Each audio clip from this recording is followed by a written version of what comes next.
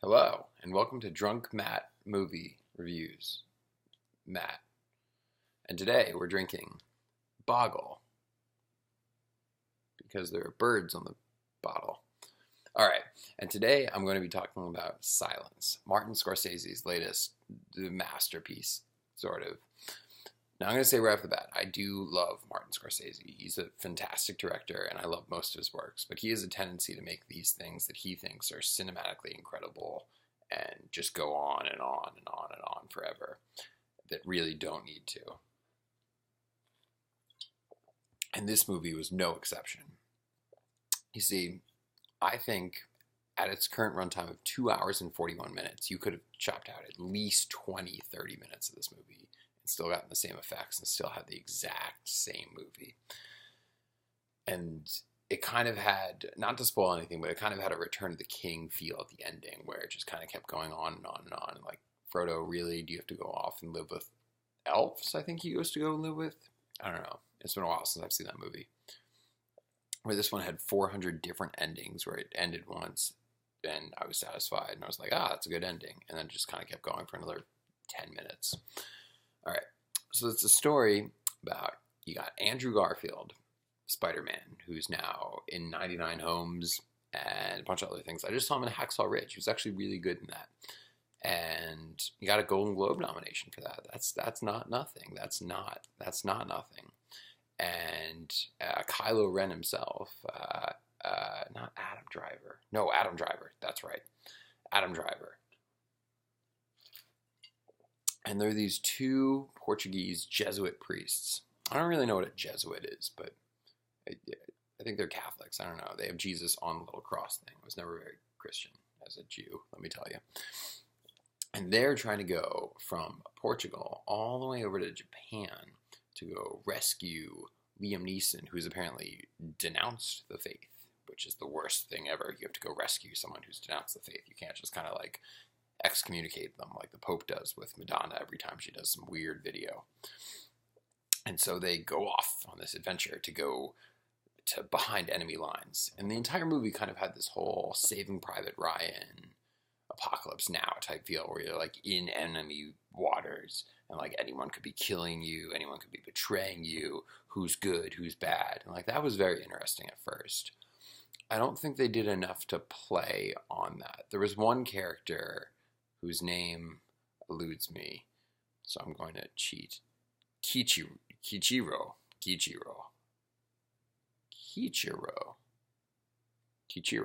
Well, he was maybe my favorite character of the entire thing. He and Liam Neeson's character, where he was kind of multifaceted. You don't know if he's a good guy or a bad guy all the way pretty much up until the end.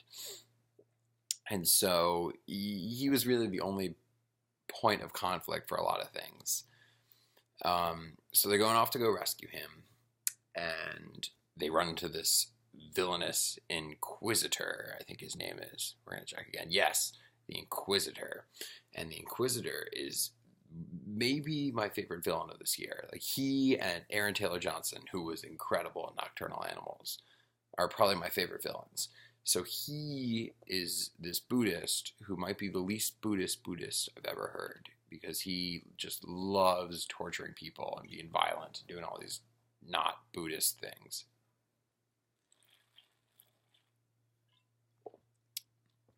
And so the un-Buddhist Buddhist is trying to wipe out Christianity. And there's like 3 or 4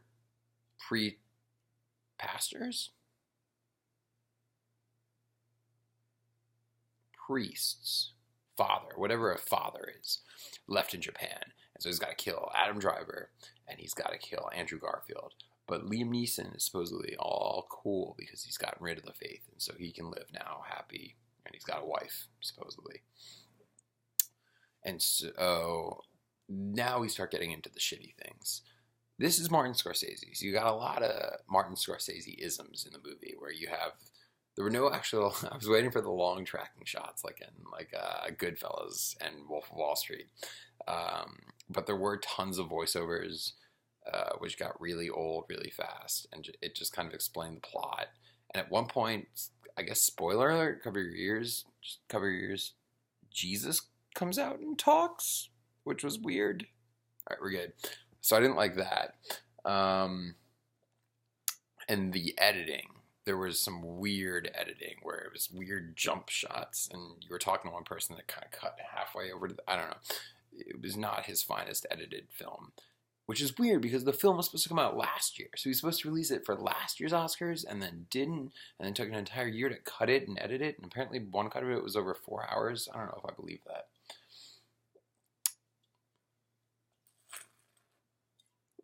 So he's got this film that he's been sitting on for a year, editing and re-editing and re-editing and re-editing, and he didn't go back for reshoots, which is the weirdest thing. Because you'd imagine that, like, if it takes a year longer than expected, you had to, like, get the actors and go back to Japan and figure out where they're going to film it, and make sure Andrew Garfield's beard looks right, much better than my beard. I don't know. Beard's kind of coming in pretty full.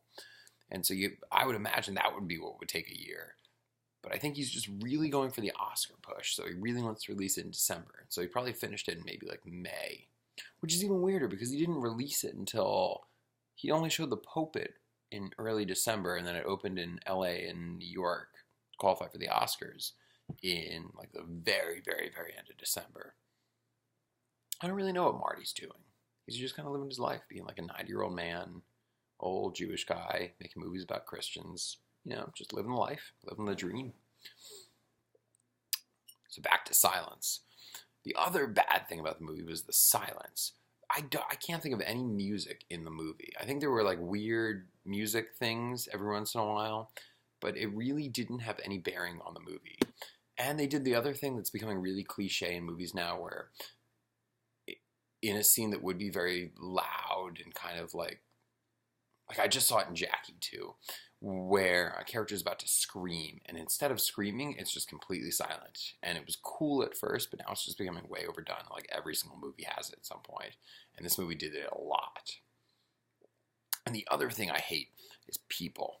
This movie was especially bad. I don't know what kind of motley crew showed up for this movie on opening night, but there was a guy behind me who, the movie opens like very, very, very subtly. And so it's like a very subdued opening. It's very quiet. There's no boisterous overture or anything of that sort. And so maybe 5 minutes in, it's Adam Driver and Andrew Garfield talking to whoever that other guy is, whose name eludes me at this point. Oh, we're out of wine. And so they're sitting there talking for like 3 minutes. And the lady behind me yells, "Is the movie gonna start soon?" Like, really? Like, some people just shouldn't be allowed to go see movies. You should have some kind of like intelligence test. Like, can you tell if this is the lead actor or not? If you can't, you shouldn't be allowed to see a movie. Like, you should have to do some studying.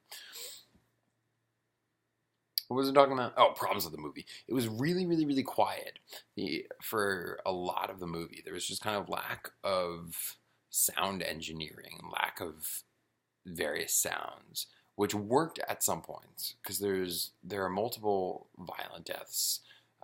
These are kind of like the least Buddhists you will ever meet in your entire life. And so for some of them, it's just completely subdued and really, really, really does work, having lack of screaming, lack of anything else.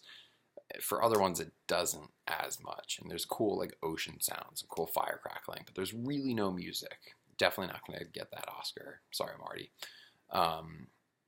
And finally, what are the other problems I had? Yeah, I think that's pretty much all the problems I had with this movie. So what do I think the future of this film is? I think this film's... So, it didn't get nominated for any Golden Globes, which supposedly was because they didn't submit it in time to get any of them. I don't know if that's true or not. If it is, it kind of makes sense. If it's not, that's not good for the Oscars. I think... And so Andrew Garfield got a Golden Globe nomination for his work in Hacksaw Ridge. And I really do think that he was better in this movie and carried this movie a lot better. This is truly his film. So if you're going to nominate his performance in Hacksaw Ridge, you certainly should nominate this, but you can't get nominated twice in the same category. So I would say he deserves probably an Oscar nomination for Best Actor. I don't think he deserved to win. And I would say Liam Neeson probably deserves a nomination for Best Supporting Actor.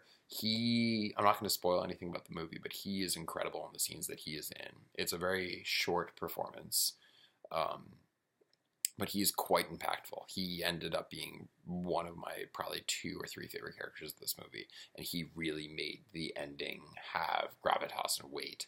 And kind of one of the disappointments in this movie was that it built up to something of nothing, and there was a weird narrative change at the end where a different narrator takes over, which confused me and really annoyed me. But apart from that, Liam Neeson's performance was incredible. Very Qui-Gon-y with his long hair and everything else. I was waiting for him to pull out a lightsaber and get stabbed in the stomach. I guess Maul gets cut in half. I don't know why they brought Darth Maul back, but they didn't bring Qui-Gon back. You would think if you get cut in half, that's a lot worse than just kind of like getting stabbed in the stomach. I feel like Qui-Gon could have survived. I guess Liam Neeson was off doing. I guess he was Ra's al Ghul afterwards in 2005. I don't know. So he was great. I think he deserves to get nominated. I don't think he deserves to win. I think Aaron Taylor Johnson deserves to win. I don't think he will. I think Mahershala Ali is actually going to get the Oscar. And I think Marty deserves either. The movie might get Best Picture. It's definitely not going to win. And I think he probably deserves Best Direction. A lot of the scenes were really. There were a lot of really cool scenes. There's one that's shot in a jail where it's sweeping across. You can see like a bar, and it would sweep across the bar, and you can kind of see certain things. And there's one that only showed like a little bit of the scene because you were in a jail and had the perspective of Andrew Garfield.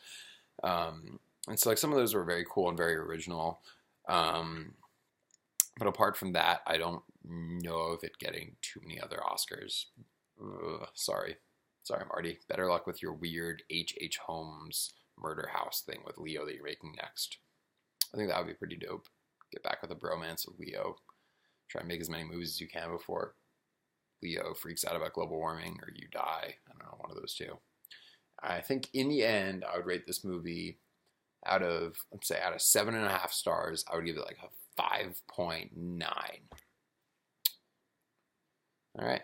This was Drunk Matt Movie Reviews. Movies.